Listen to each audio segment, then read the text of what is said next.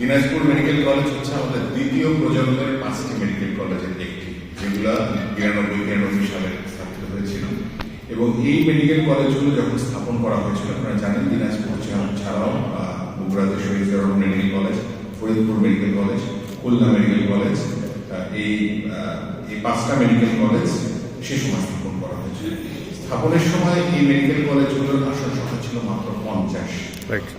কিন্তু পরবর্তীকালে এই মেডিকেল কলেজে এখন শিক্ষার্থীর সংখ্যা এই বছর 200। তো সুতরাং 50টা আসনের জন্য যে মেডিকেল কলেজকে নিয়ে পরিকল্পনা করা হয়েছিল, এখন 200 শিক্ষার্থীকে সেখানে অ্যাকোমোডেট করতে হচ্ছে, খুবই একটা চ্যালেঞ্জিং। এবং এটা শুধু দিনাজপুর না, অন্যান্য যে 4টা সেই সময় মেডিকেল কলেজ সেগুলোরও একই পরিস্থিতি। তো এইগুলোকে সবগুলোকেই আসলে আমাদেরকে উন্নয়ন করতে হবে এবং এই কাজটাই আমরা করছি। আজকে আপনারা জানেন যে দিনাজপুরে 2টা ছাত্র এবং ছাত্রীদের জন্য 2টি হোস্টেলের কাজ আরম্ভ হয়েছে।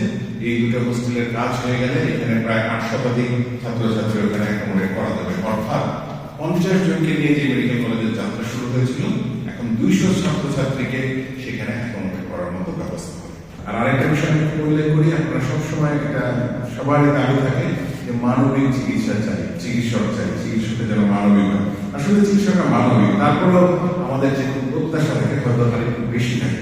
এই জন্য এবার ভর্তি পরীক্ষা, আপনারা জানেন 12 ডিসেম্বর ভর্তি পরীক্ষা অনুষ্ঠিত হচ্ছে। সেখানে এবার একটা পরিবর্তন আনা হয়েছে, আমরা গ্র্যাজুয়ালি আরো বেশি করা হবে, কিন্তু এবার প্রথমবারের মতো প্রশ্নপত্রে যারা প্রদান করবে তাদেরকে নির্দেশনা দেওয়া হয়েছে। আমরা বিভিন্ন বিশেষজ্ঞের সঙ্গে কথা বলে করেছি যেন মানবিক গুণাবলী যাচাই করা সম্ভব হয়।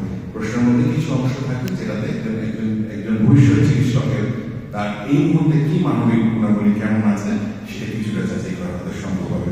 এইটা যদি হয়, আমরা আশা করছি এই বছর এটা শুরু হলো, আমরা প্রথমবারে যদি অনেক বেশি হবে, এই বছর অল্প প্রশ্ন থাকবে এই সংখ্যা, কিন্তু ভবিষ্যতে আগামী 2 বছর 3 বছরের মধ্যে একটা বড় অংশ প্রশ্নের বড় অংশে এখানে মানবিক গুণাবলী। আগে যেটা সাধারণ জ্ঞান বলা হতো, যে সাধারণ জ্ঞানের সঙ্গে এবার সাধারণ জ্ঞান, প্রবণতা এবং মানবিক গুণাবলী, এই হেডিংয়ে আগে 10 নম্বর থাকতো, এবার 15 নম্বর থাকবে।